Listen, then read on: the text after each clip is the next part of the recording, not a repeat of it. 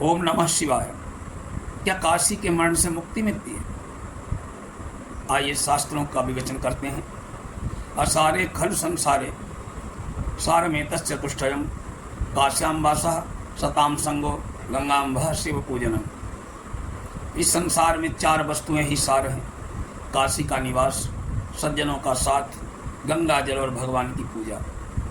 भगवत तत्वों के स्थूल जगत में चार रूप व्यापक हैं: नाम, रूप, लीला और धाम।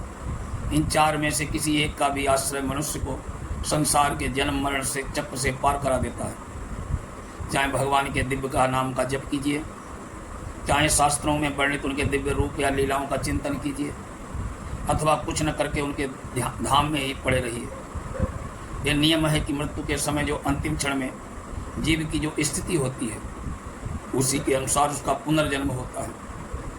अतः साधन जो भी हो, अंतिम क्षण तक चलना चाहिए।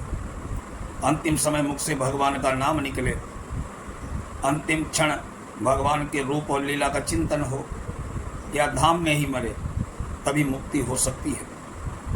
नाम, रूप और लीला का अंतिम समय स्मरण रहना सरल नहीं है। इस दृष्टि से जो दो धाम बहुत सरल और सुगम है। धरा पर भगवान में जितने भी दिव्य धाम हैं, अयोध्या, मथुरा, माया, पुरी, हरिद्वार, काशी, कांची, अवंतिका, द्वारिका, इनमें जो मरता है वो पुनर्जन्म को प्राप्त नहीं होता। इन पुरियों में कोई भी तारतम्य है कि नहीं, ये बात हम पौराणिक समन्वय के अध्याय में सोचेंगे। इतना ही समझना पर्याप्त है कि सभी पुरी मुक्तिदायिनी है। जैसे केवल मनुष्य रूप में अवतीर्ण होने से भगवान का शरीर पांच भौतिक और माइक और नश्वर नहीं हो जाता, वो चिन्मय ही रहता है। उसका ध्यान और साक्षात्कार करने वाले पुरुष माया से पार हो जाते हैं। वैसे ही प्राकृतिक स्थानों की भांति प्रतीत होने पर भी भगवान के धाम माइक और नश्वर नहीं है। ये सगुण ब्रह्म की विभूति के दिव्य धाम हैं, माया से परे चिन्मय हैं। अतः उनमें शरीर त्याग कर जीव पुनः जन्म नहीं लेता। जब जीव किसी दिव्य धाम में शरीर त्याग करता है, तो शरीर के स्थूल आवरण से पृथक होते ही अपने को एक विचित्र आकर्षण में वायुमंडल में पाता है, जिसके सूक्ष्म कारण शरीर के आवरण उस आकर्षण के प्रताड़न और खिंचाव के विदीर्ण होने लगते हैं। वो स्वस्वरूप को प्राप्त होता है। वेद वाक्य के ज्ञान के बिना मुक्ति नहीं होती है। इस नियम के अनुसार केवल धाम में शरीर त्याग से मुक्ति संभव नहीं है, और दूसरे धामों में तो मरने पर जीव भगवान के दिव्य लोकों को जाता है। वहाँ के आनंद भोगने के पश्चात उन्हें प्रभु या प्रभु के किसी अंतरंग सेवक से ज्ञान प्राप्त होता है, जिससे वो मुक्त हो जाता है। काशी में भगवान शिव मृत्यु काल में प्रत्येक जीव के दक्षिण कर्ण में तारक मंत्र का उपदेश करते हैं, जिसके प्रभाव से उसे ज्ञान हो जाता है। धामों में रहकर जो लोग पापाचरण करते हैं, उनका दंड भी भोगना पड़ता है। धामों में किए गए पाप साधारण से अधिक भयंकर हो जाते हैं। मरण के पश्चात तत्काल मुक्ति तो उन लोगों की होती है जो धामों में श्रद्धापूर्वक प्रभु का स्मरण करते हुए धर्माचरण करते हैं, जो साधन के द्वारा चित्त के मन को जीवन में ही नष्ट कर चुके होते हैं।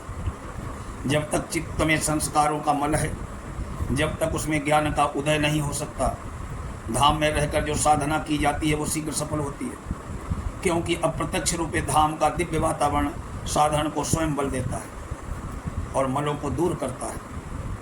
दूसरे स्थानों में केवल अपने साधन का ही आश्रय हो लेना पड़ता है। धाम में साधक को धाम शक्ति का प्रबल सहारा मिलता है। साधन के मल को दूर हो जाने पर भी माया के प्रबलता के कारण दूसरे में ज्ञान का उदय नहीं होता।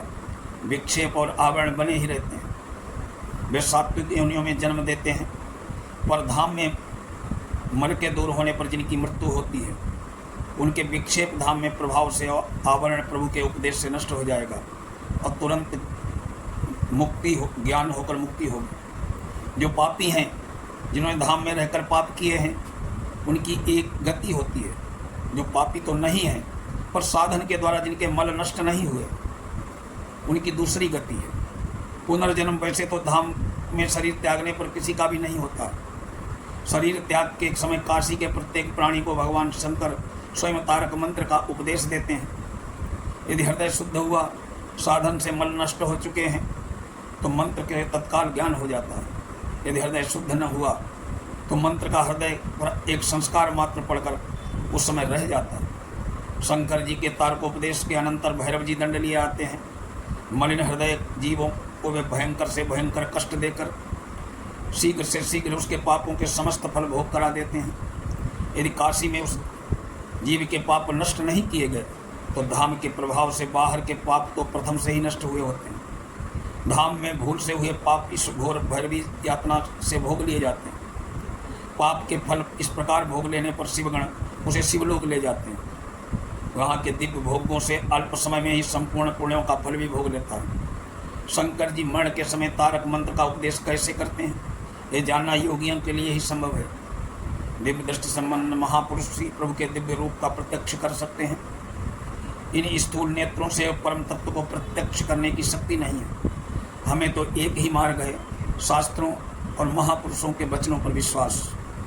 रामकृष्ण परमहंस ने काशी में आकर भगवान शिव को तारक मंत्र देते प्रत्यक्ष किया था। वे काशी आए हुए थे। एक दिन साश्वमेध घाट पर वे नाव पर बैठकर गंगा जी के मणिकर्णिका घाट की ओर जा रहे थे। मल्लाह और साथ के लोग पास दौड़ कर कहीं गंगा जी में न कूद पड़े।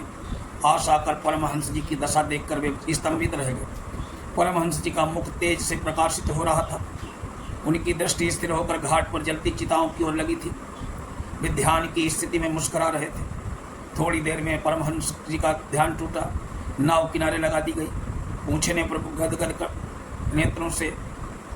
नेत्रों में जल भरकर बोले, मैंने देखा एक गौरवर्ण पीली जटाओं वाले त्रिनेत्र संभवतः भगवान शंकर प्रत्येक चिता के पास आकर जीवात्मा को हाथों से उठाते हैं, उसके सूक्ष्म शरीर के कर्ण में मुख लगाकर कुछ कहते हैं। अवश्य ही शिव जी तारक जीव को तारक मंत्र का उपदेश देते हैं।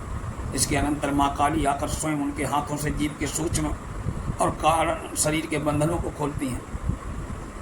ज्यों ही चिताएं जलने लगी वे दोनों अदृश्य हो गए। सब लोग परमहंस जी के दर्शन की घटना से आश्चर्य करने लगे। काशी मरण से मुक्ति तो उक्त हो ही जाती है। यदि फिर भी हम नरकादि कठोर भैरवी यातना से बचना चाहते हैं तो रुद्र पैशाचावस्था का भयंकरतम योग हमें अभिष्ट न हो तो हमें पवित्र आचरण से अर्थात काशी में रहना चाहिए। पाप कर्मों से बचकर सदा प्रभु का स्मरण करना चाहिए। धाम में रहकर भगवान की लीला के अभिनय देखे जा सकते हैं। वहाँ होने वाली कथाओं को सुनकर लीला का चिंतन किया जा सकता है। मंदिरों में रूप का दर्शन करके उनका ध्यान में सुगमता से हो सकता है। नाम तो अपनी वस्तु है, उसका तो सर्वदा स्मरण कर सकते हैं। धाम में चाहने वाले के लिए सब साधन सुलभ हैं। जो सदाचार धर्माचरण लीला में धाम में रहते हैं, वहाँ रहकर प्रभु की कथाओं का श्रवण करते हैं, लीलाओं का चिंतन करते हैं, मंदिरों में दर्शन करते हैं, प्रभु के दिव्य रूप का ध्यान करते हैं, साथ ही भगवान के दिव्य नामों का जप कीर्तन करते हैं, उनके बंधन कहाँ है? उनके लिए समीप माया कैसे आ सकते हैं? वो तो जीव स्वयं ही मुक्त है। ओम नमः शिवाय।